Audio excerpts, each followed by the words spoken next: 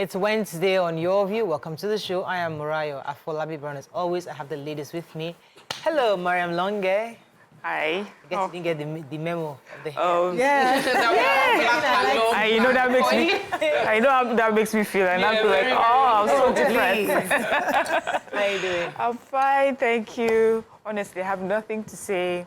Just that I'm working with an online assistant now. I think it's very much more convenient. Yes. Yeah, they're trying to get me to have one, so I'm like, nah. So I'm enjoying it. I like the experience. She does everything online, and whatever I had to do, I can do physically. Yes. But for production stuff, you have to still produce and then send to her. No, they're not content, like mails. Okay, responding to messages. Yeah, okay. Because sometimes I feel like they're actually doing more and less overhead costs and things like that. So Fantastic. I would like to hear other people's experiences, what it's like to work with an online assistant. Works for How you me. doing, Takwe? I'm grateful to God. I have a Black Friday sale that I don't have flyer to market. My graphics designer has been posting me since last week. And I told him. Now. Yeah, but you know that you are business, you want to cooperate yourself, that you shouldn't do by yourself on Canva so that they do something that is higher quality. And if you can't make it, you know, artisans do this thing. If you can't make it, you see your schedule. It will take me 2 weeks.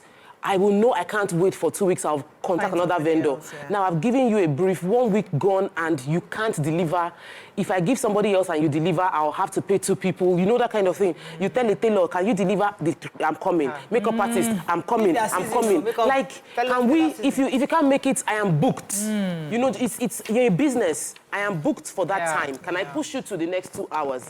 No, I'm coming. I'm already on my way, and you have not left me. I was going to say your Christmas cloth now because for people that wear Christmas let's just be honest. So we have a shout out from our producer Dolapo, and it's a special birthday greeting to engineer Adedamola Kuti, Director Highways, Construction and Rehabilitation. He's the Federal Ministry of Works, and he's the director in charge of construction and rehabilitation of the federal routes in Nigeria. So happy birthday, sir, especially from Dolapo, our producer. Yeah. We follow great. And happy birthday to you. Great day, you too, sir. Yeah. So this week, today is the last day. 5 days. This week, so that I can go and get prepared for Saturday. And I'm inviting everybody to come to my shop opening in Lekki on Saturday. So send me a DM, I'll tell you where the address is. Come shop, come sip and shop. Yeah, sip and shop. Oh, the drink cocktails and mocktails. I don't know about that one. You said sip and shop. I don't know, you can sip your water. Mineral. We put it in the cup and put straw. Honestly. All right, let's go on a quick break now. When we return, look at the front pages of the papers. Stay with us, we'll be right back.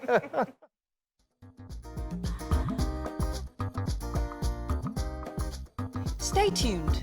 Your View will be right back. Thanks for staying with us. We're going to start with The Nation.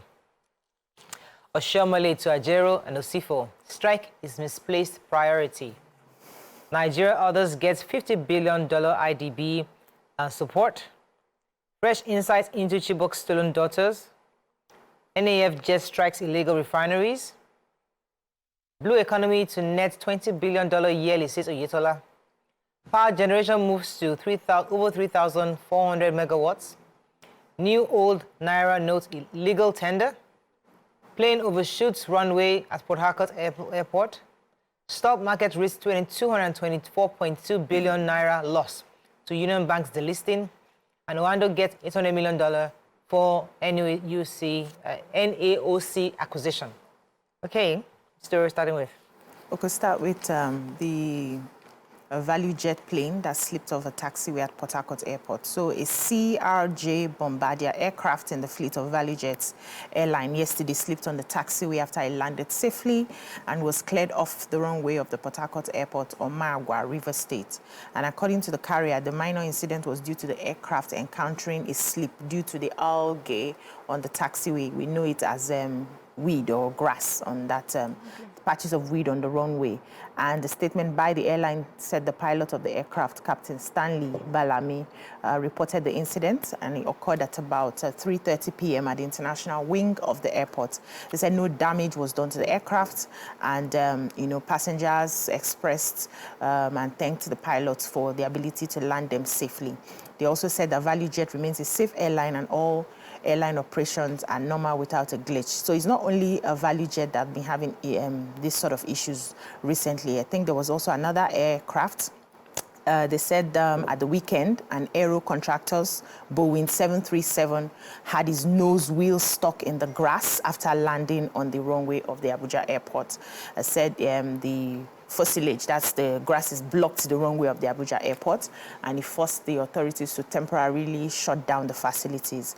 And this, has been occurring. I think also a few weeks ago, another aircraft belonging to Flint Aero, with the Minister of Power and other passengers on board, crash landed at the Ibadan airport. And they're saying this is becoming like one too many. Yes, they need to reevaluate the airport and make sure that we don't have such incidents. So our president is in Saudi Arabia wooing investors. So he's going to, Nigeria should benefit part of the $50 billion investment support to be made by the Islamic Development Bank, IDB.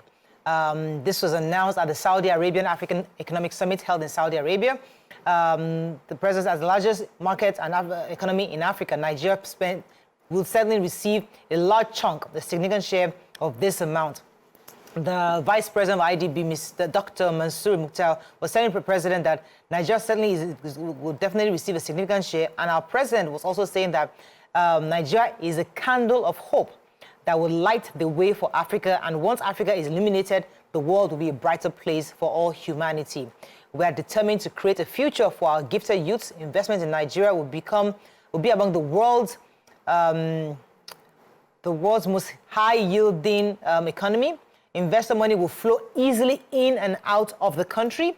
Processes will be seamless, and your bank has always been a faithful partner in progress. So he's trying to woo investors, let them know that it's going to be easy to do business in Nigeria, and Nigeria is such a significant country that if you emancipate, it's still there. Please tell him that they should explain to us why they turned back Nigerians with valid visas. Please, It's in the papers. While he's there, We'll take that story in the papers. Because we're not happy at all. It's in the papers. We'll take the story. Anyway, I have one. We have the Minister of Marine and Blue Economy. That's the Minister De Boyega Oyetola. Yesterday at the what we call the 2023 Investment Summit and Expo that happened in Abuja.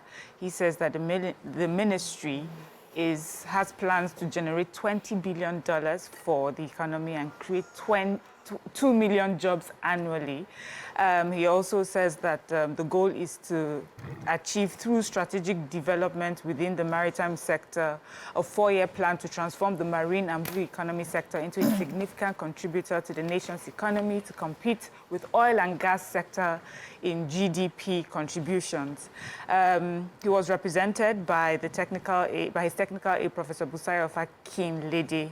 The minister also says efforts were ongoing on the expansion and optimization of the ports, infrastructure, refurbishment, deep sea port development, and the streamlining of operations through the policies. Anyways, just to say that, they're going to do everything concerning the seaports, everything to do with that particular sector.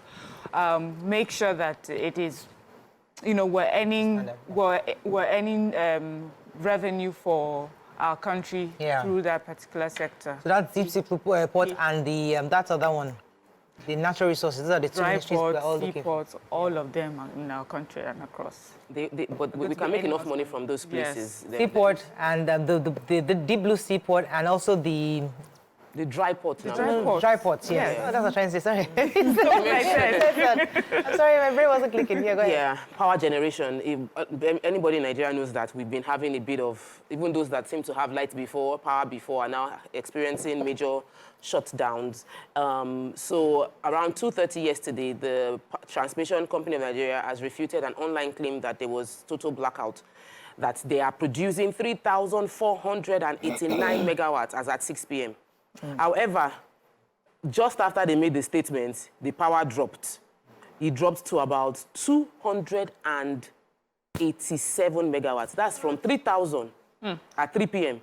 to 287. I don't know why what's dropping this thing at 4 p.m. By 5 p.m., it went back up to 1,800 megawatts. And they said the data that keeps adjusting is putting that only 2 of our 26 generating plants are working. That's Girigu gas producing, and that produced as at 3 p.m. about 168 megawatts, while the Rivers IPP gas power plant also produced about 120 megawatts. We need to understand what's going on. Those are the two that produced within that time belt yesterday. So others apparently shut down, and we went from 3,000 to less than 300 in just 1 hour.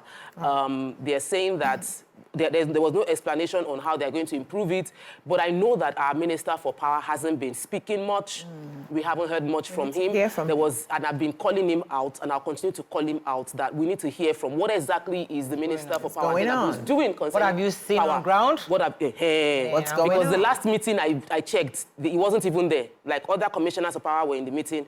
The minister himself was not there. Oga, you need to... Nigerians are watching. The Punch. Change. Ajero's alleged assault, FG knocks labor, strike records partial compliance. 35 million naira needed to return body of Nigerian students, says ministry.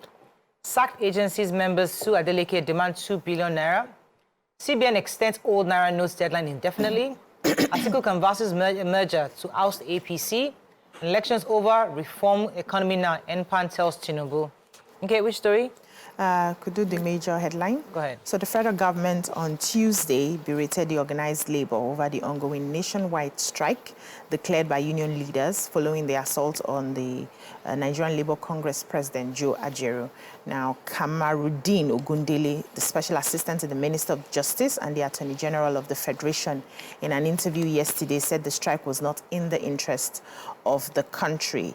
He said that declaring a strike at this time will not be in the interest of the country. The country is going to trying to regain economic control and to also recover in several sectors. Instead of looking for how we can progress as a nation, there is no need for us to be involved in actions that will further constitute a clog in the progress of our country.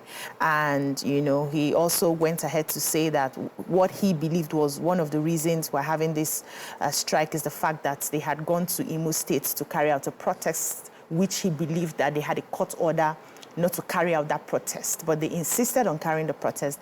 And what happened to their president happened to their president. And how come they are now trying to blame the whole country for what happened to the president? That issue should have just been isolated and dealt with, just exactly what we said. But the president of the Trade Union Congress said that the governor of Imo State, Governor Hope Uzodinma, had not apologized to their president for what happened to him. And one of the reasons they have a partial compliance to the strike right now is because they decided to leave some essential institutions to carry out the work because they are patriotic Nigerians. But if nothing is done, they may have to shut down everybody in that strike. And then they listed, like most states are not even complying to the strike at all. People in Lagos, Abuja, everybody's going around their businesses. Schools are opened, offices are opened, and all of that. Let's go on a break. When we come back, we continue with our review. Stay with us. We'll be right back.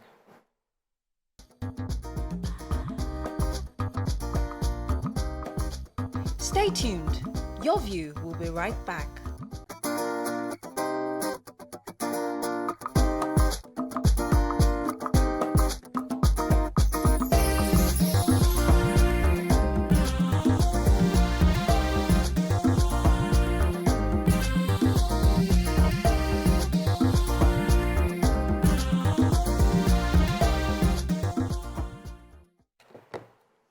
Thanks for staying with us. We're still reviewing Punch. Yes, Miriam has a story? Yes. I don't know if we remember this very sad story of a young Nigerian man in the Philippines who was murdered by some Chinese nationals, October 3rd. Yes. So investigations are still going on, you know, surrounding how he had passed.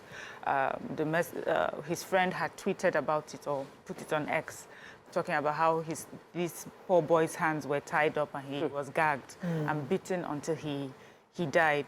But right now, what's happening is that he's still in the in the mortuary, and the government, our Nigerian government, pays about 30,000 daily for his body, and if they have to bring him back to Nigeria, it will cost us 35 million naira. Or if they decide to cremate him there, it will cost about 10 to 15 million naira. So there's something they have to work out. The family, though, they're saying, see, he's the first son of their family. And in the Igbo tradition, it's more honorable to bring such a person back home. I don't care because of 100 million. Bring the boy back home. Who cares? Who's going to pay for Who pay for it?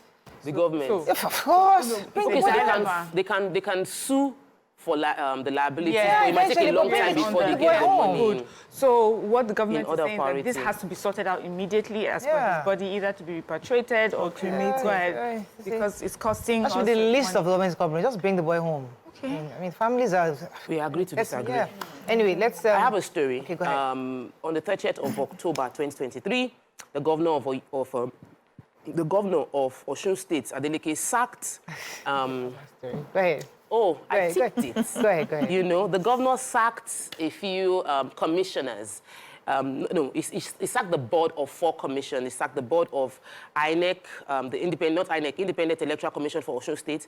He sacked the board for the Osun State Civil Service Commission and Osun State House of Assembly Service Commission. All these commissions, yeah. They are statutory commissions. They are statutory not just say I commissions. give you work. These are Yes, statutory he sacked the board. They were supposed Wow. to be in power till 2025, and he sacked all of them. And he has sworn in a new set of board members. They filed different suits. And they are asking for compensation to the tune of 2 billion because he has interrupted, and these people include board for justice. So, this is going to, it might end up costing, it might end up costing the government money that we could have gone somewhere else, because they are asking for 500 million naira each in damages from this panel, and they're saying that they are taking the governor to court as well as the Attorney General. The governor should have known better, and his Attorney General should have known better to advise him. Okay, Daily Sun, very quickly. Strike NLC records full and partial compliance. Old, new Naira notes remain legal tender, says CBN. Nigeria eyes multi-billion-dollar infrastructure funding from Islamic Development Bank. UNICEF commits $1 billion investment to combat adolescents crisis in Nigeria. Abia government shuts 197 private schools for operating below standard. Reps unveil legislative agenda pledged to tackle unemployment, foster development. Article calls for merger of opposition parties, and police vow to nab killers of Anambra YPP chieftain. Okay, which story are we taking? Okay, our former vice president and recent flag bearer for the PDP, Atiku Abubakar, hosted the National Executive Committee of Inter-Party Advisory Council Nigeria, IPAC. And while he was there, he talked about the importance of, or he was calling for a merger of all opposition political parties to form a formidable front and prevent the country from descending into a dictatorial state. He said that there's a likelihood of the country sliding into a one-party state, and stating that the project of protecting democracy in the country is not just about one man. So he's saying that, let's come together. He's also blaming the APC. He says, we have all seen how the APC is increasingly turning Nigeria into a dictatorship of one party. If we don't come together to challenge what the ruling party is trying to create, our democracy will suffer for it. And the consequences of it will affect generations yet unborn. He also calls out INEC for conducting, he says, one of the worst general elections ever in Nigeria. And also saying that, look at the off-season elections that also happened, where they are declaring results, that are just not vibing, if I may use that word. So he's saying that INEC seems to only be listening to the ruling party. So they have to all come together, all the other opposition parties, and form a formidable group against the ruling party. To protect our democracy. Yeah, so the Central Bank of Nigeria has urged the public not to panic as old and newly redesigned Naira notes will operate side by side as legal tender. I took the same story last week, and I wonder why they're still, reiterating this. We don't know. Yeah, the assurance was from the spokesman, Dr. Isa Abdul Momin, on Tuesday, yesterday, and he said this became necessary because people have been aggressively stockpiling the redesigned Naira notes, and so they are creating artificial scarcity in some states already, yes. Because initially, December 31st, according to how those issues happened at the time, was the last day for the old notes, and so they are saying now that that date is no longer relevant, that money is still going side by side with the newly redesigned notes. And it has no expiry date. So stop stockpiling, use your money. Why? The CBN is still collecting. You know that people still remember. We're traumatized. There was a date given that by 31st of December, we will no longer use the old Naira notes. You know, it was like a because time frame. it might become very difficult to get the new notes. So people are now keeping it. Holding it. So that time I can sell it. Yeah, so there's now premium. scarcity When we in buy some Naira, places now, in some states. So they're saying There that, was no cash at all, remember? yes. Not really about the new notes. Yeah, it was, that they there was no froze cash, us. yes. So now, please, you can use all your money together. Mr. Laudia, go ahead. All right, so the reps unveiled an 8-point agenda. Doesn't sound different. The speaker, Tajuddin Abbas, was saying yesterday that the 8-point agenda was designed to provide necessary legislative support for the executive. This agenda is, let me list out a few of those agendas. He said that strengthening good governance, economic development, improving national security, law reform, economic growth and development, social sector reform and development, inclusion and open parliament, influencing foreign policy and climate change. These are the usual suspects, but they're saying that they'll use the legislative tool at their disposal to create jobs for their teeming youths, address the challenges posed by poverty, improve infrastructure, ensure top quality and affordable healthcare, provide security for all Nigerians.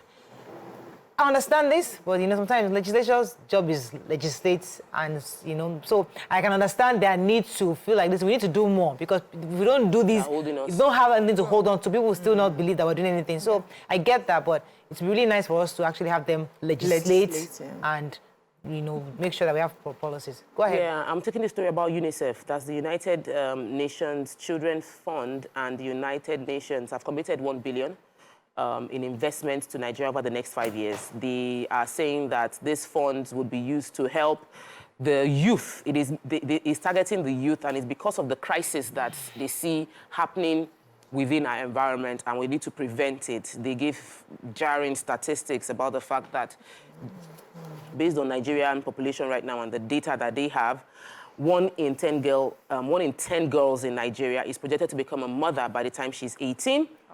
And they said that within the north central and northwest region of Nigeria, 50% of young girls, particularly in states like Bauchi and Gombe, are likely to have a child by the time they are 18. They said half of the adolescent girls that are currently in secondary school are unlikely to finish secondary school. About 43% of them will already be married before the end of secondary school, and a significant portion of these partners are older, and is impacting on their ability to make decisions, autonomous decisions. So they're going to be projecting and providing this $1 billion fund to support innovation within the universities. They will also be supporting programs that will ensure that children remain in school, fostering unity. This will be a partnership.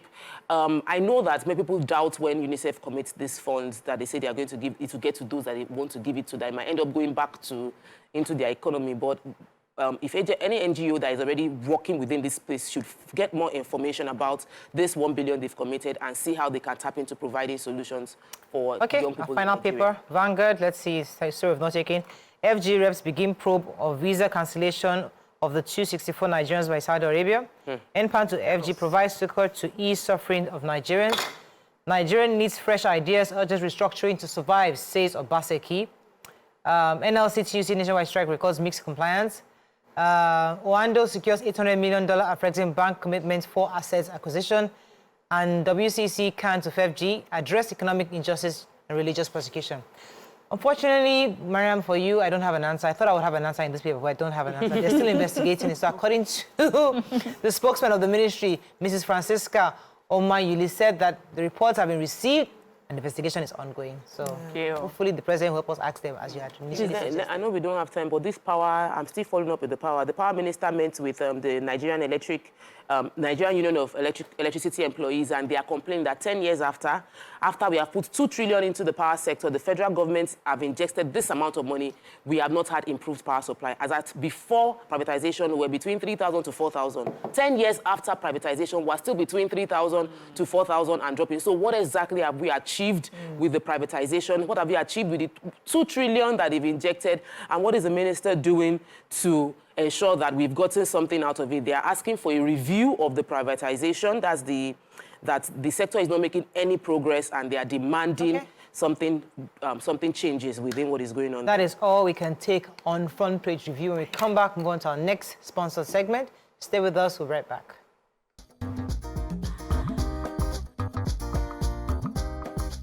Stay tuned. Your View will be right back.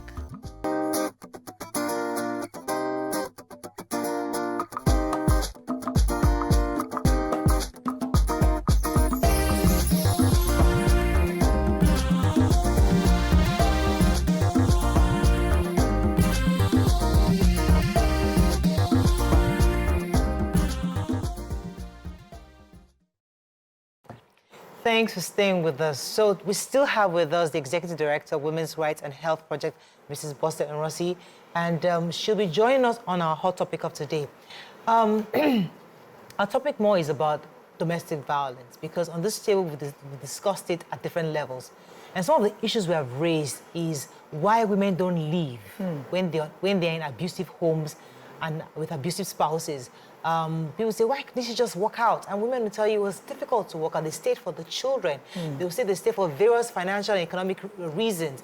But today, having somebody who's walked this path and helped lots of women through this process, hopefully we can get some insight into how women can get to the point of understanding their situation and making the right decision for themselves and for their family. To join the conversation, call us on the numbers on your screen. You can tweet to us at TVC Connect. Please hashtag YourViewTVC so we can read your tweets.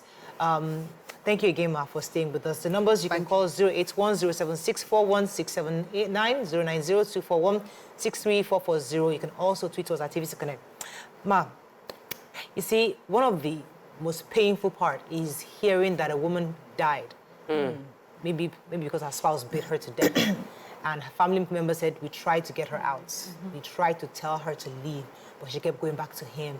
But sometimes when you hear women who have walked this path, they'll tell you how difficult it was. Not because they didn't know what was right, but they had to consider other factors. In your journey, what has been the most prevalent stories you've heard? And how do you think women can find their way from these kind of situations? So I want to say that at one point in life, all of us here would have faced one form of abuse, but depending on the level. So some people are not able to understand that whatever level that abuse is coming, it's not going to get less, but it's going to get worse, depending on your reaction, and depending on how you handle it. So for me, I've seen a lot of women coming in and saying, no, I couldn't leave because of one reason or the other. But again, there are several factors. One, the socializing process of that child.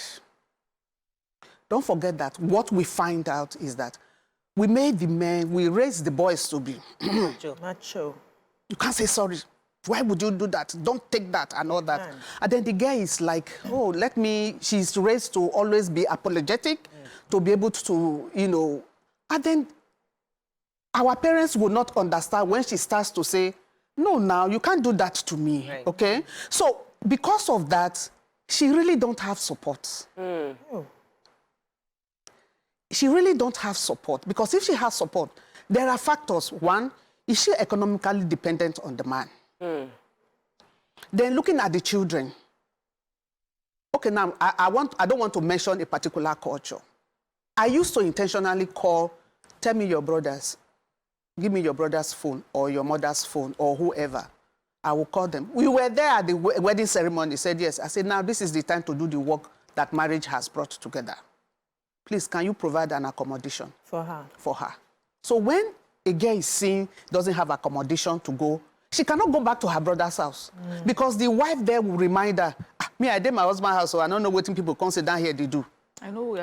Friends will, in the society, when you are not married or you have left your marriage, it's like you have committed sin before God. And so there are a lot of factors. Okay, how would they go to school? How would they feed? It's going to be worse now because of the economic meltdown that we are facing, okay? Then that's another one. Another one is that I always tell people that it's not just enough to say, oh, he has proposed to me, it's okay. There are other things you look into. Thank you, Mom. It's not just the facial look, the family name, and all that. There are more to it. So I think that what I will support, if there is a good support system, nobody is supporting divorce. But please, try as much as possible to separate for a while. Let two people think, because they are both adults, you know, who can decide whether they want to be there or not. Yeah.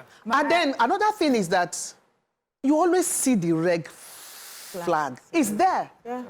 There is no abuse that starts with beating first. It's either emotional abuse, I'm not talking to you, or, you know, we are not going to have a relationship for a very long time. It's emotional abuse, verbal abuse, and all that. But the one that people see is the head bleeding, and the woman is... So when you see all this red flag, it's a time to say, no, let's put some of these things. And I think a time has come where the government should not just be waiting for registry, to wait for them to come to registry.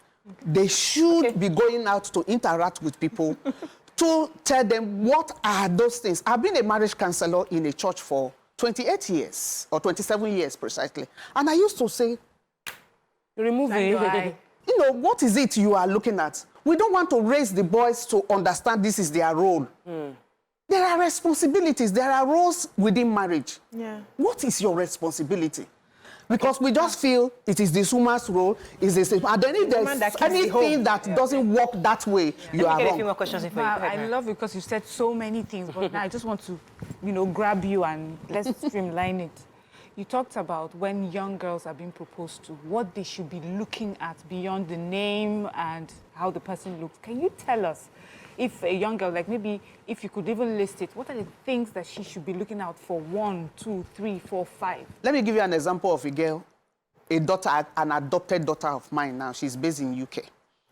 When I was doing that marriage course, I told you, she came, the guy was not there. The guy was in somewhere. And then, after some years, she was going to get married. And she came and said, excuse me, I need to see you. I need to communicate. So we went to an eatery just to sit down. And she told me, this is what she's saying. That she has a, you know, those children whose one of the legs is a bit shorter than... So said the guy would just look at her. He is a pharmacist. I mean, she's a pharmacist, and the guy is a medical doctor. Okay. I say he will look at her and say, oh, God, is it me that is going to marry this girl? No, so... And then he will beat her, he will slap her, any little thing, he's angry. Meanwhile, the guy was staying in her house for internship here in Lagos. So when she came to meet me, I said, okay, so now let me describe it for you. You intend to marry this guy. They have done introduction, and they are planning to get married. The mother is already happy. But those things I told them during the marriage course, was what she was looking at. So she came to ask me. So I told her all that. So I asked her one simple question. I said, how long do you intend to remain in this marriage? Simple. I love it. She said she doesn't know, maybe 10 years, 20 years, and all that. I said, so how often does it slap you? Let's count. So maybe once in a month, another. So let's multiply. Yeah, truly a counselor. So I said, ask her, how long? So in this circumstance now, this girl is not economically dependent on the man. So but it's just that. So, and I invited the guy too. And I realized that the guy was a victim of parental abuse. The father was a military man. And when he comes, he put the mother in the guard room to confess where he has been for several years that he was not at home.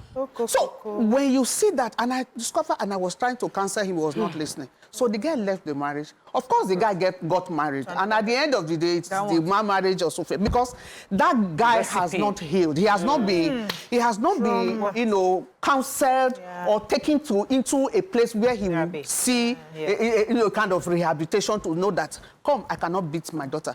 Then another thing is the fact that how do you relate your two children? The boy child and the girl child, how do they relate at home?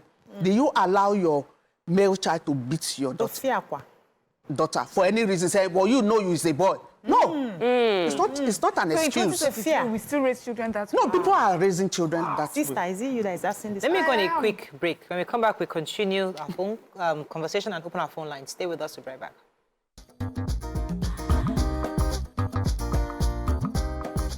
Stay tuned. Your View will be right back.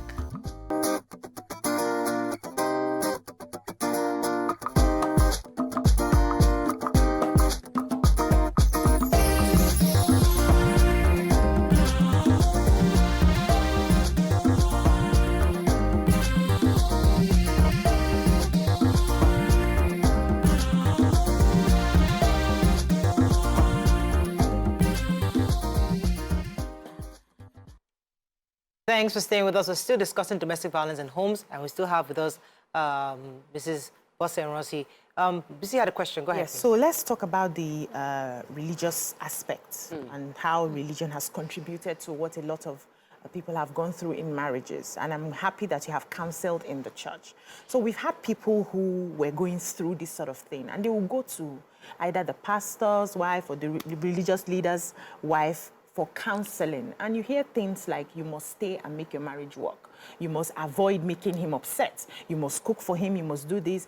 God hates divorce and all of that. How do you think this has contributed to a lot of women staying in abusive relationships instead of, looking for something that would probably save their lives? We had an issue recently. Osinachi. Osinachi, exactly. So I want to say that domestic violence does not know any religion. It's not a respecter of ethnic divide or religion. It happens everywhere. Yes. At workplace, everywhere. But however, I've always said that even the pastor's wife is facing an abuse. So how would you go and make that mama to counsel you?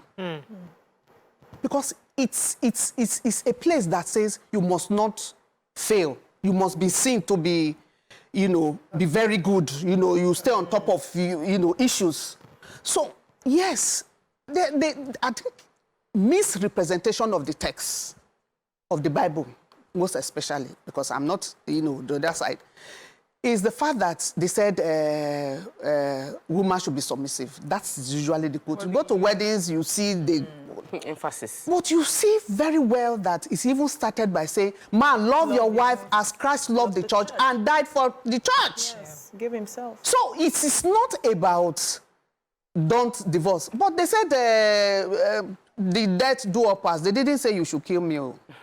They didn't say it's the man that should kill the woman. Right. So I think the issue is that there's misrepresentation of the text, and they should balance that preaching of making the woman to just be. So in this case, I'm a helpmate. Do you go to the church, for instance? Oh, wow, definitely. I have, for example, in the whole of Lagos State, I have 87 community structures, including Christian and Muslim group, that we are interacting with, that we are talking with. We are sharing the law of the land covers everybody.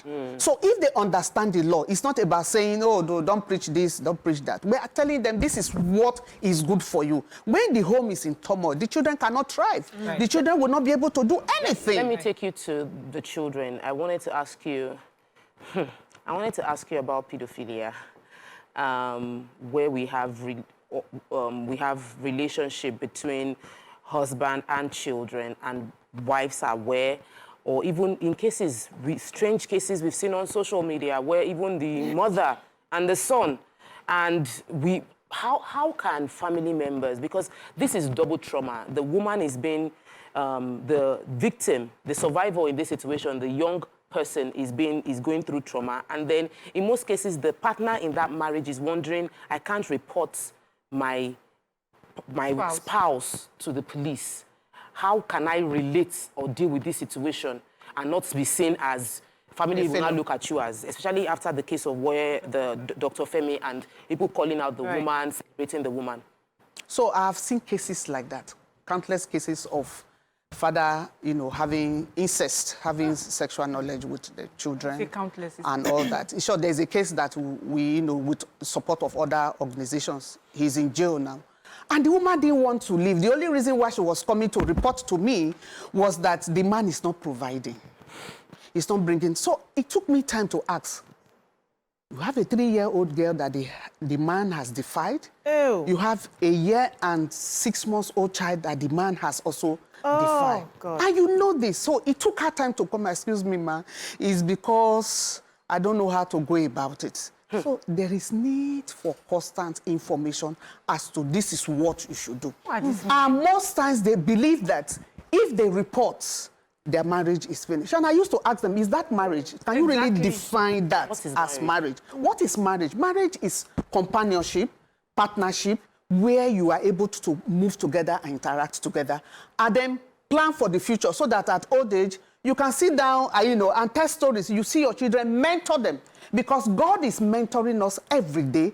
That's why we were born. And we are there. The only reason why you and I are still on this earth is because of the children and the people we are going to touch their lives. Not because of us. Yes. So why would you come and then raise children that are not... And then before you knew it, he come, excuse me, ma, please don't talk about it. The family are very strong in terms of witchcraft. Connection. They are going to do this, and they are the family, they are very rich. They are going to... Of course, they came after her. And I said, no, you people will have to give me this case, so we will have to see to the end of the day. And so what we did was to make sure that that woman got support. Because most times, when they don't have anywhere to go to, there are some people that have been taken away to go and relax somewhere that the family don't even know where they are, because if the family know, they will encourage, are you the first person? Even your great-grandfather, even your children, they beat me when I was young. It happened to me. Because so when you see all this, you realize that. So the children also need, there's lack of, the children need to heal. So that's why we have Irritated Psychosocial Support Center. While the case is in court, we want to constantly interact with it. You come and see counselors, psychotherapists, making sure that that child heals. And if it's possible, change their school. If it is possible, interact with other family members so that they will... Because they might not, the children might not know justice. They don't know what is justice. Oh, where is daddy? And all that. But if you are able to counsel them to live without this whole mess, you realize that we'll have a better society. See, there's a scenario I'd like to paint for you. So a woman who is in power, she works in a bank, she's making fairly good money. Her husband is way richer. She can't afford to take care of her children by herself. I mean, she can afford the money, but it's better when her husband is there. The lifestyle, the children go to a certain private school, and then the man beats her up and she wants to leave. But she's afraid that if I leave this marriage, my children's lifestyle will change, our community, our circle will change. And I would suffer. I'm willing to sacrifice my comfort for my children so that they are happy here. And the father is a fantastic father to these ones. I mean, he loves them. He's a perfect father, but he's a horrible husband to me. So I'm willing to stay in this abusive marriage for the sake of my children. When a woman tells you that, how do you advise her? So the issue is that she's not actually staying there for the children. Yes. She's staying for herself because she's going to raise children who are monsters, who will give her more problem at old age. Do you understand? She's going to have children who, in their married life, they are going to be bullies. They are going to be, if it's the lady, they are going to be very insultive. They are not going to, so it is not helping them to stay. So in circumstances like that, it's for her to see reasons. You see when we are having what we call we call them therapy sessions with most people. You see women say, I didn't understand this is it. I thank God I had to leave, because some people come, success stories also come to share their own story to say, I thank God I took that. There are some people, after a while, the man realizes that this is what, after going to therapy, the man will come, because we also do mediation, because we believe that sometimes the men don't know. They don't know what they are doing is wrong. So they need to, they don't know. They don't know. They are also victims of the societal neglect that they face. So we don't blame them totally. So we also make sure that we counsel them and all that. But for those who are very brutal, we make sure that they go to where to settle down forever. Let me take Chichi and come to Mariam. Chichi, thanks for calling. You're live. Good morning. Yes, please. Go ahead. Please, I'd like to have Madam's contact details if I want to talk to her outside the program. Okay. I'm sure our producers will see your number, and they'll get your number down and they'll send her contact to you. And I think her handle, is what's your handle on Instagram? Maybe they can reach out. WAP. WAP. Yeah, yes. Yeah, WHRAHP. Okay. So we'll try. Mary, we're going to ask a question. Yes, I wanted to ask you about online abuse, because you had mentioned it earlier. But I would like to take us back to the sort of men that we're raising, that men do not even understand that when they are abusing their spouses or being abusive towards people, they don't realize that. What is it in our culture, what is it in our society that encourages this sort of upbringing? Okay, Don't we learn from our past?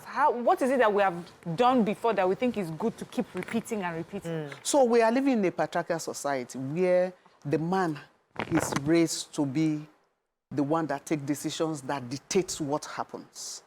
And it takes a lot of time. In my 30 years of working as a development community-based person, I've realized that this thing takes time to grow. It's a behavioral change issue, that they need to change the behavior.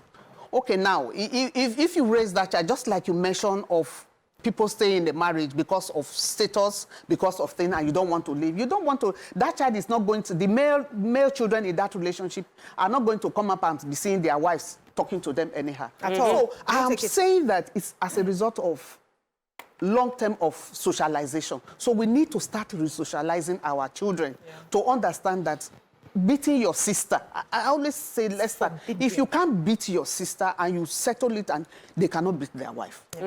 Because they will find the girl, no, why should I beat my sister? Why should I beat my wife? And then I think I'm also talking to youths. Why are you getting into marriage? Do you understand the issue of marriage? Marriage is not for children. It's not for, it's not for children. And that's why they say above the age of 20. So there are basic things you should have. Marriage goes with responsibility. And that responsibility is about resources. You have to have resources. 2, you have to be able to make sure that you have plan B in everything you do. You will see some women say, hey, he said I shouldn't work, so I'm sitting down at home. And down the line, you now said, oh, he's taking me as, a slave. Why would he not take his slave? When he look at you, he's the owner of the chair, he's the owner of the TV, everything, he talks everything. So those are the things. What are those things? Have you asked what is the level of aggression? How does he deal with this, when he's angry? And you can quantify all this when you are still in the relationship. Let me take our final call here because we have to wrap up very soon. Joe from Ikoyi, thanks for calling, Joe. Yeah, good morning. Morning, sir. Very nice time to hear from. My concern is that the madam there is only talking about the abuse of women. The abuses are both sides. Yeah. In my nation, I have come across so many women abusing men in the very diverse way. Okay. They are even more worse than what men do. They are terrible. The voice of men are crying. So please, all I want is this. I want you to balance it. Don't make me look at me. It's only men that are abusing. Right. Thank you very much, Joe. Okay, Point taken. Yes. Yeah, just let me. You are very right. But let me tell you why. Over years, we have been talking about the women. It is because the statistics have proven that the women are more vulnerable. And you agree with me. So, but you see, we are also saying that, for example, in my organization, I have almost about 3,000 men in Alimosho that are SGBV advocates. Because we know that we need to talk about the men and understand that this issue is not just about women alone. Yeah. Okay, so yes, the narrative is there that we need to talk to men as well. But again, you also discover that it's the socialization over years. The men are going through abuse. They will not cry because they have asked them not to cry. Men don't cry. Don't cry. Why are you crying? Are you a man? Are you a girl? So it's the reason why people don't talk. And so we are also beginning to say men should speak out because we must balance it. But I'm telling you that the reason why it has been the girls is because the statistics as of today is that women are more, in the face of abuse than men. Would you say a type of abuse also? Are women able to physically abuse men? Or is it emotionally? So men are more faced with emotional abuse, verbal abuse. You know, look at you. Are you a man? So everybody, you know, that kind of. Oh God, that thing kills a man. You know, do you understand? Yeah. But the women are faced with everything complete. We have both physical to wrap and up. all that. Honestly, we have to wrap up because there's so many questions. So many. But we're not done yet, but we have to bring you back again because the truth is that we haven't discussed this in a while. We just lament as women, but it's always good to have a professional in the mix who can give us insights to how we can go about it. But we'll still bring you back, Ma, to shed some more light on other areas. So it's the parenting issues. Yes, very important. At what point should you leave? Because some will tell you that verbal abuse is not abuse. You can still, if you are verbally being abused or you are emotionally abused, you can still manage it. But so we'll come back, we'll bring you back to come and tell us, when do you leave? When is that red light out? No, when is it amber? Then you start preparing to leave. But that's all we can take on the show. Thank you so much for joining us. Let's go on a break now. We'll come back onto our final segment of the day. Stay with us. We'll be right back.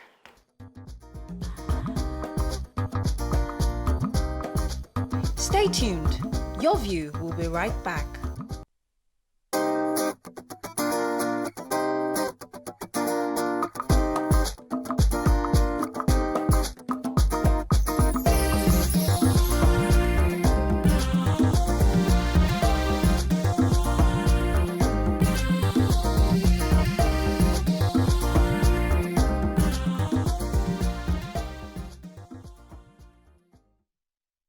Thanks for staying with us. So, noise from traffic, public address systems, loud music are gradually becoming the primary sources of noise contamination and pollution in Lagos, with the attendant hearing problems and health issues that comes along with it.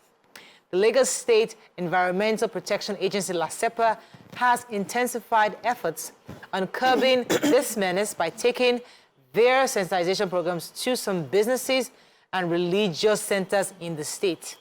It will be recalled in recent times that the agency has been shutting many hospitality businesses, markets, and religious centers. Joining us on the show right now to discuss this is the General Manager, Dr. Babatunde Ajayi. Welcome to the show, sir. Thank you very much. Good morning. Good to have you. Yeah. So you've been closing churches down. You've been closing down some churches. That's my own problem. Why are you closing churches? Okay. Because of noise. God says, we have to shout out to the Lord. We have to speak out. And disturb your neighbor. Yeah, we are shouting out because we have to, but on a serious note. When we're in the wilderness.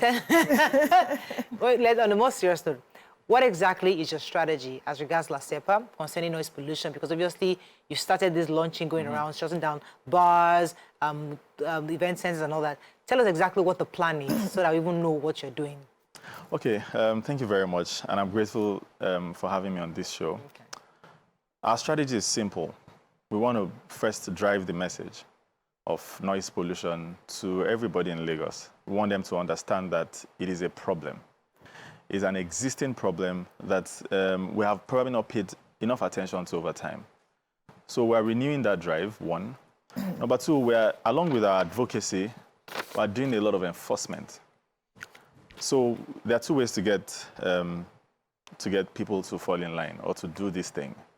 The first one is to continue explaining, which is what we're doing here, and enlightening them and explaining to kids, you know, going to churches to do parleys, explaining to club owners, event center owners, event organizers, telling them that it doesn't have to be too loud for it to be music. I mean, it doesn't have to be deafening for it to be enjoyable, right? So we're doing all of that advocacy. On the other hand, we're also doing a lot of enforcement. Unfortunately, the enforcement is really more popular. If you close down 12 churches and you speak with 50 event owners, the 12 churches you close down will be more popular, or the news of the 12 churches you close down will be more popular than the sensitization we've done. So we're doing both at the same time, particularly for noise pollution. Wait, please tell me, how do you do it? You go to a church and you tell them to close down during Sunday service? No, it won't be. Wait, I want to hear from him. And they did not use Holy Spirit to attack you. How does it work? Okay. So you need fear church. There's a process, and I must say that it's not just churches. Okay. We've closed equal number of churches and mosques. Okay. We try to balance it. So what happens usually is that your neighbors come to complain, right? We have our complaints links all over the place. I mean, on our website and everywhere else. So your neighbors come to us and say, we can't sleep at night. The vigil is too much. I have a 6-month-old baby that gets woken up when they ring the bell for prayers. Or I wake up at 5 a.m. when I only slept at 12 midnight because of the bar next to me, and then the mosque calls for prayers at 5. You know, so a lot of people are in that kind of quagmire. They're in a situation where they can't help themselves. So they come to us and say, we can't sleep. So we say, okay, give us evidence. So they measure the noise levels or just tell us the address. So we go there, investigate. If we're sure that you have contravened, we'll send you a first notice. We call it an abatement notice for you to reduce the noise and make it more livable for your community. If you don't stop or if you don't reduce it, then we send you a pre-sanction notice, which is a second notice. Could be as long as 2 weeks after. It could be as short as 48 hours after the first. Okay. If you still do not reduce the noise, then we come and shut you down. So we don't just go around shutting people down. Okay. They would have gotten a first notice. And since this sensitization started, we realized that more people now turn up after the first notice, which never used to happen. They're praying against you. Yeah. So they actually they'll come at least to myself, what happened? Yes. So they will now turn up. The moment they get the first notice now, they'll come. They'll start explaining, oh, we have removed the 2 speakers outside. Now we have reduced number of speakers from 10 to 3. I like that. Now for midweek services, yes, there is compliance. So how do you monitor? Because what I see is some people that probably you've reported, they've removed the speakers, they wait a few weeks, a few months, they put the speakers back on. So how do you get that, do you get that report, or once you have given a notice, you on your own will now be monitoring from time to time, or you still wait for maybe the neighbor to wake up again and say, these people have started, and come to report to you? Okay, so we have a monitoring and compliance unit, which is separate from an enforcement unit. The enforcement is to go and do the work of the Lord, shut them down. The monitoring and compliance will ensure that they continue to comply with our regulations. Okay. Well, because Lagos is large, we have 20 zonal offices, 1 in each local government, you know, so we have sufficient staff strength to go around and say, this has continued or this has stopped. Now, if we, by chance, miss it, the neighbor comes back to report, then we go pick it up from where we stopped. So it means that we can actually shut you down on a single notice if you have been warned twice before, if you have been warned once before. I get that. Because you initially complied, and then the moment you saw that we are taking our eyes off, you jumped, yeah. Go ahead, Tokwe. So I wanted to ask concerning markets, because the way our markets run, it's a very noisy place, and it's not seen as a bad thing, except the fact that if that is where you are 95% of the 100% of the day, it would damage your ears. Is there a way for us to migrate from our culture? We have a cultural lifestyle. Sorry, markets. What's wrong with markets? Markets, they blast music. The person playing CD, one shop is playing music to market his own. The next shop is playing music. The third shop, everybody is playing loud music because they are selling markets. But there's health hazards to the fact that you are in that environment perpetually listening to. You know, they go club. All your customers, all your customers retailers are also complaining. And that's their lifestyle. Like it's seen as, so if you cannot beat them, join them. So the next person too, I mean, if I go bring my own speaker, you put your own speaker outside and we're all making noise. Is there any plan for LASEPA to look into the market, or you're not looking in that area for now? So we are engaging market leaders as well. We're engaging motor park leaders. I know. We're engaging market leaders. So these are specific communities, and they are interest groups. They are actually, they cover a large number of people. Yeah. So we're engaging them deliberately and making them understand that if every single person is using public address systems, it's going to be a madhouse. Even the markets will not market anymore, right? So we need to also engage them on the law, right? What the law says. And the law is very clear. The use of public address speakers in public address systems in public places is not allowed. The law is very clear on that. So again, there's a lot of engagement. There's a lot of explaining to do. There's a lot of advocacy. There's a lot of sensitization that we have embarked on. And this is one of them, right? So we are deliberate with making sure that that message gets to the markets. Before we enforce markets, we would have engaged the leaders time and time again, and then made sure that they have tried to comply. Okay, so let me come. 1 second, please. Okay, so on markets. Yes. Okay. Concerning the markets, some of the things that I find that it's a problem is sometimes you have markets around residences. There's this Ipori market, and I remember the government, the last administration, or was it this administration, first term, they broke down all the makeshift stalls. They had there's this Iporin estate, and then there are makeshift stalls right beside them. So there's this loud market all around residences. And I saw that the government took away those stalls, and you can see a much reduced market around there. Does LASEPA do that? Is that part of what you do to make sure that markets are separated from residences? Okay, so that's more physical planning, urban planning, remits, right?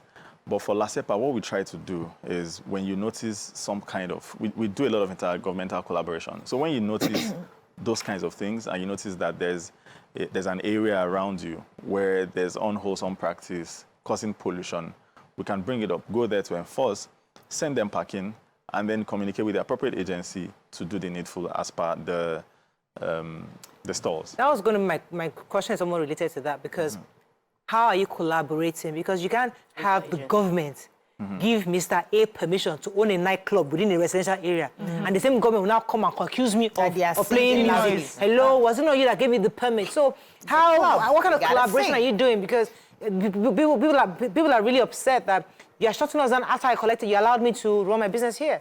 Okay, so we need to clear this. There are many areas where, we used to have strictly residential apartments and have gradually morphed into mixed use. We know all of these things, they happen around a lot. So they morph into mixed use. At the time when they morph into mixed use purposes, if you're going to set up a club or a church or a mosque, the least you can do, and in compliance with the state guidelines, is to have a soundproof hall, right? So if you are setting up a club and you're spending up to 200 million naira to set up a nightclub, you might as well soundproof your hall. You don't need to wake that retiree who is right beside you. You don't need to wake the mother who is breastfeeding right behind you. You don't need to cause nuisance. And, while you're trying to do your business, the entire goal is to make sure that everybody's living in harmony, and then you're not causing pollution to the next person.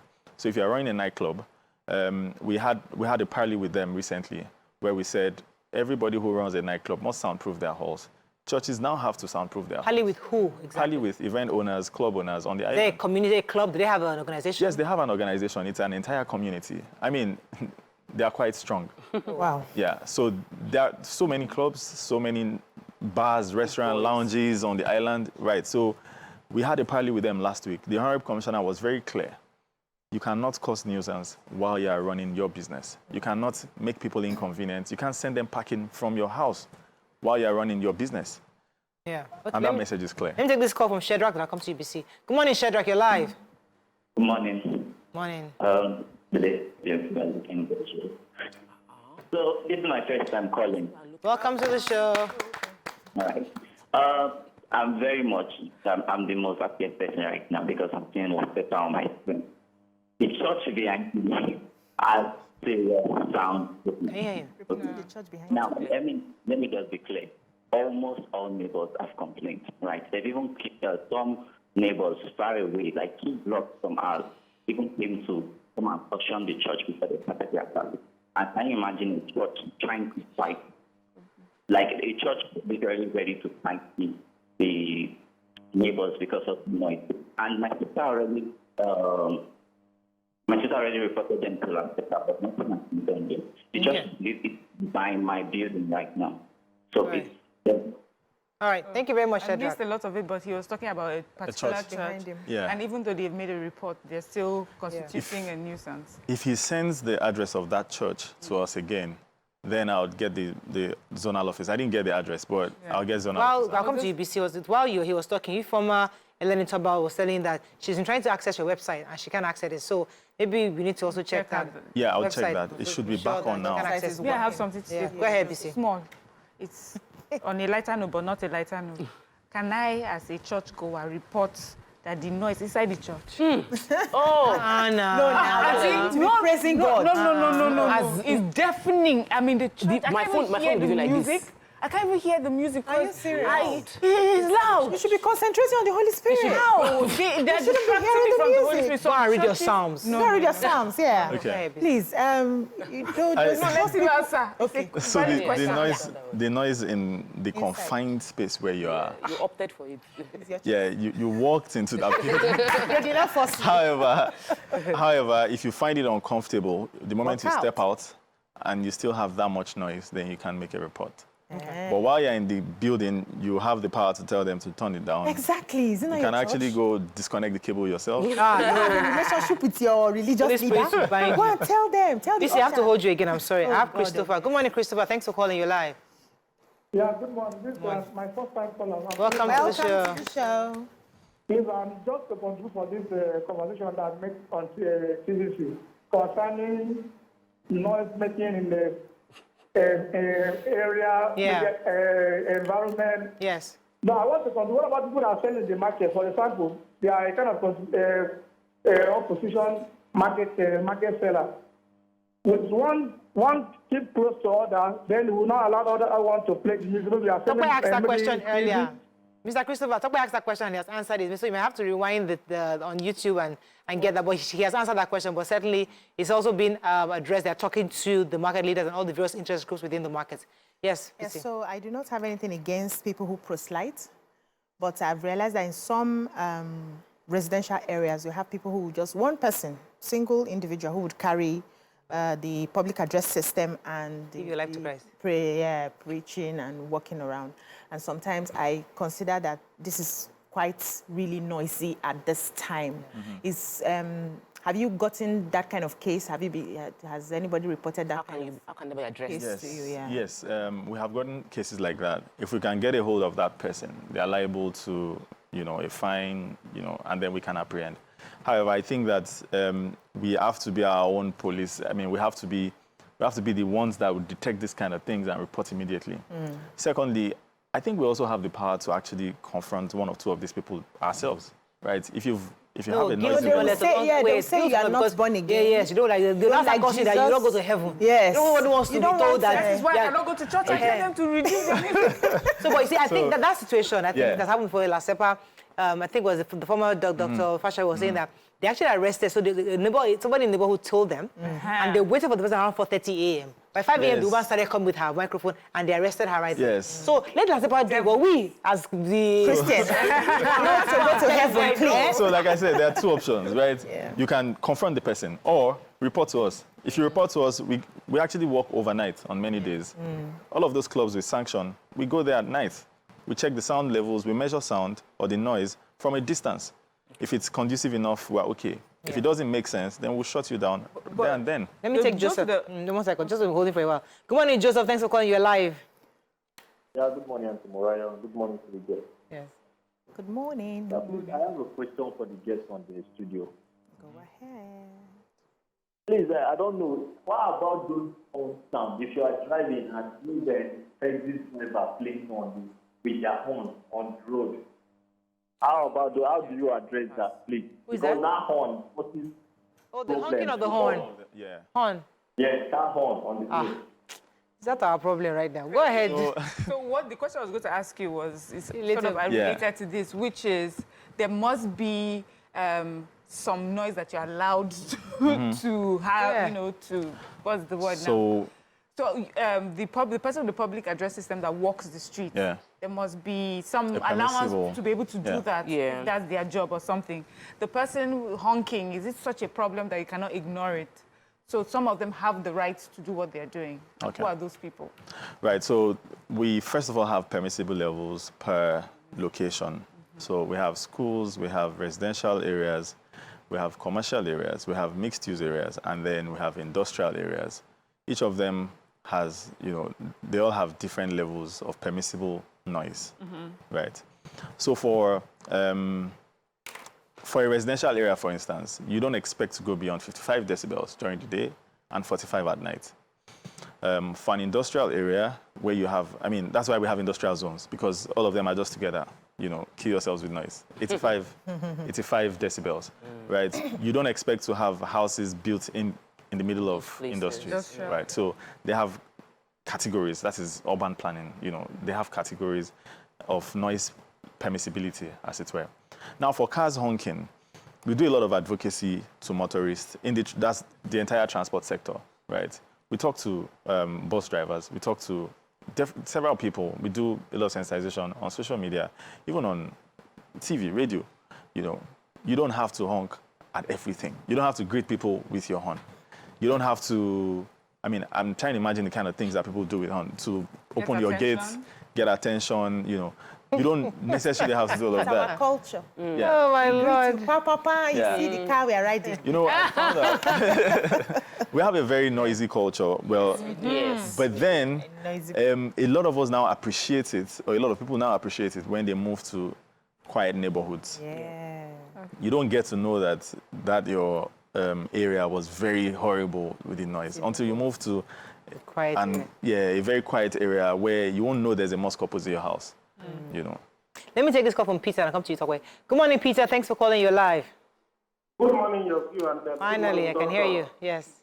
Yeah, I really want to appreciate you, the PGC, for always bringing issues on the last timeline. I just want to complain about there's a welder on my street, and I understand that there's a in my street that brought this guy. This guy, when they do their grinding and cutting of iron, the whole thing you can't sleep. You have to be. I've spoken to this guy. I've done everything, but I'm giving him between now till December to look for an alternative, or I will take one into my hands. Because in Lagos State, when Fashola was the governor, I used to give one to checkmate most of these things. Because in Lagos, everybody, once you have a backbone, you can do anything and get away with it. And I will also appreciate this LASEPA if they can set up a task force. So all the people that used to ring bell, 5 a.m., one woman would be ringing bell on my window. The thing is, if it's abroad, it's also I don't know. Thank you, Christopher. This is in Magodo. I'm not sure which welder he's talking about. He says, welders. That qualifies as noise pollution. It does qualify as noise pollution. If it irritates your neighbor, and it is higher than the permissible noise level, particularly in a residential area, then it does qualify as noise pollution. Can you eject the person, or you just have to tell the person to come to reduce it? They can't reduce noise. There are 3 ways we do it. For that kind of thing, we can tell him to relocate first. If he doesn't relocate within a specified period, we're then going to seize his equipment, move everything we find. Okay. Right? If he still doesn't leave, or if he buys new equipment, then we would have to charge him to cut. So the first thing is to give him a warning, to say, reduce this noise, or stop this thing you're doing. You're in a residential area, and you shouldn't be doing this kind of thing. Go ahead, So I wanted to ask, sometime last month, we saw that some members of your team apparently were beaten up by bouncers, when they went to do their job. And I know I recollect asking the commissioner about it. But for me, more concern should be, how do we prevent this going forward? Because your job involves enforcement and your people would have to talk to aggressive, in some cases, disobedient Nigerians, and that you have to deal with them. How do your staff get protected, and what are the punishments that will come to someone who injures or attacks your client, so that those that are planning to say, if LASEPA comes here, we will punch them, they will know what will happen when they punch LASEPA staff? Okay. The very baseline is that we're trying to correct the lawlessness and the anyhowness around town. We're trying to reset the order.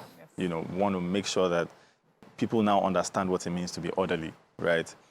If our staff comes to you, in the first place, you have contravened the law. If you touch any member of staff, you would most likely end up in jail. And we're not joking with this. We're not messing around about this. I'm sorry. We're not joking with that affirmation. We're sure. Now, the people who beat up our staff had their time in court. We actually took them to court. They spent some time in cell, and then they had community service. Then they had fines. As I speak, they are not done yet. We're still on their case. Wow. Right, so it's not a joke. It's not a joke. We're not taking it lightly at all. Okay. There's nobody that should, suffer for being at work. Let me take this final call. Adiola, thanks for calling. You're live. Yeah, thank you very much. Good morning. Morning. Yeah, so my own problem is actually religious based. So the first thing is that from my bed in the morning, There's a mosque that just came by the side of my house. And this guy that comes telling the megaphone to preach on the road. So by the time I'm hearing pop prayer in the morning, the other guy is also blasting his noise from his megaphone, preaching and playing music very loudly, and forced to wake up. Ajola, we're having trouble hearing you. If you have a complaint concerning your neighborhood, you might want to go to LASEPA's website to lay your complaints. Now, I have to ask you this question. Okay. Because I always believe that when you're in Rome, you have to act like Romans. Yeah. And as much as we all like to be Oyinboish in our things, but we must remind ourselves that we're in Nigeria. Correct. And there are things that we do. So, for example, you can't go to Saudi Arabia and tell them not to call for mosque at 5 a.m. in the morning. Are you okay? They have to call for prayer at 5 a.m. in the morning. Same way in our country, we do vigils, whether you like it or not. We do Monday to Friday service, like drink your tea from here tomorrow. We do Monday to Friday services back to back because we need God in this country. So we'll continue to worship, and we believe in praising God and shouting. But last end of Friday, we did 100 hallelujahs and we screamed on top of our voice. That's what we do. Thirdly, you cannot tell an Oro priest not to do Oro on the road, say because he wants to do LASEPA. LASEPA can go and confront somebody doing Oro on the road of Ikorodu, say, you're making noise. He will find himself in where he's supposed to find himself. So, because we're in Africa, we're in Nigeria, we have to somewhat consider these, your Oyinbo's laws, to adjust to understand or to infuse it with who we are.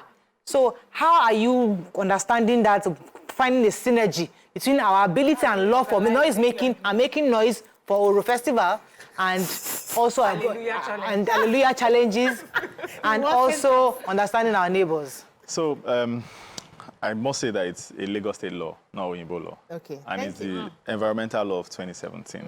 Right. So there is a law that was made for Lagos. And I also have to say again that there are areas in Lagos where you don't have these things happening. There are people who have curated their community and ensure that these things don't happen around them. Yep. The third thing is that it is not normal, it is not natural to make noise to disturb the next person. I mean, people... It's not natural. It is unnatural to disturb people. It's not cultural to disturb people. I'm just going to say something again. So there's this guy who wrote to us last week. He has 6 religious organizations on his street. And he has all of their worship dates and time listed. He knows their schedule. Yes, he knows their schedule. He knows their schedule. Every single day, there's a certain church that worships every single day. Oh, God. Some do night vigils. Different groups in church have different night vigil days, and he's not able to sleep. He's not the only one. Ew. Now, that kind of person who has to go to work in the morning and is unable to sleep at night has a reduced quality of life because of this activity.